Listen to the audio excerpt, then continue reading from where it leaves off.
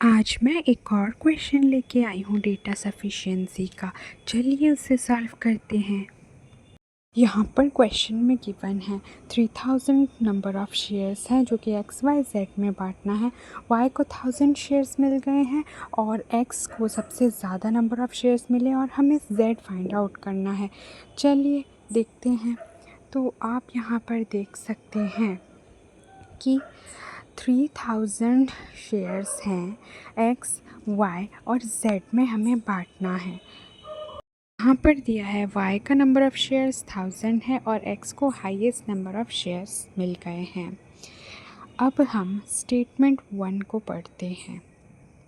Statement 1 को पढ़ने से पहले यहाँ हम देखेंगे क्वेश्चन में पूछ रहा है जेड निकालना है, तो हमें number of shares of Z निकालना है। ये हमारा क्वेश्चन है, फाइंड जेड।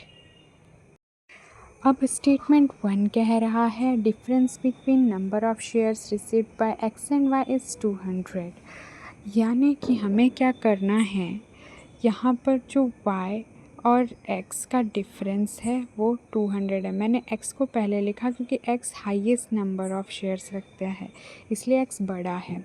तो अब हमें y का वैल्यू पता है 1000 और इस तरह हमें x का वैल्यू मिल जाएगा 200। 1000 उधर चला जाएगा और x का वैल्यू हो गया हमारा 1200।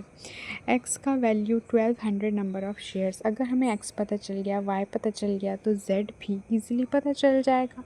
z इक्वल टू x और y को प्लस करके 3000 से हम अगर माइनस करेंगे तो z मिल गया हमें 800। ठीक है, तो इसका मतलब statement 1 alone is sufficient to answer the question.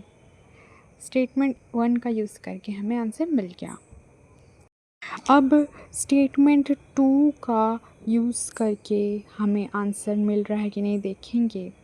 तो स्टेटमेंट 2 में कह रहा है number of shares received by x is 50% more than that received by Z. X जो है वो 50% मतलब आधा ज़्यादा है जेड से। तो हाफ ज़्यादा मतलब 3/2 हो जाता है फ्रैक्शन, और ये z से ज़्यादा है। मतलब एक तरह से इनडायरेक्टली x और z का रेशियो गिवन है, x बाय z ही हमारा 3/2 है। ठीक है, ये रेशियो गिवन है, तो इसे हम ऐसे लिख सकते हैं x जो है वो 3x है और z जो है वो 2x है, स्मॉल x। ठीक है, हमें ऑलरेडी 1000 गिवन है, तो हम क्या करेंगे, हम x और z को प्लस करेंगे उनके रेशियो को, और हमें ये भी पता है कि 3000 में से y का वैल्यू माइनस कर देंगे तो x और z ही मिल जाएंगे और वो है 2000। अब हम क्या करेंगे, x और z जो कि 3x और 2x है, अब निकालेंगे हम x 3x और z 2x है। अब इनको ऐड करने से यही 2000 हो जाएगा। अब 5x का वैल्यू आ गया 2000, तो x मतलब स्मॉल x का वैल्यू आ गया हमारा कितना, 400।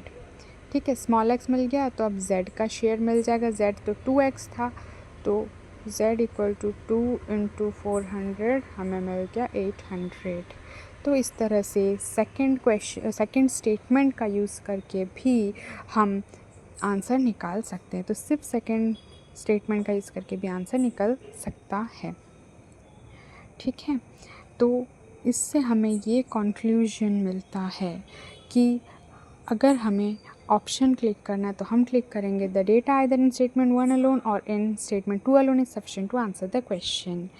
तो आई होप आपको ये वीडियो पसंद आया होगा, और अगर पसंद आया है तो लाइक, सब्सक्राइब और कमेंट ज़रूर कीजिएगा। Bye bye.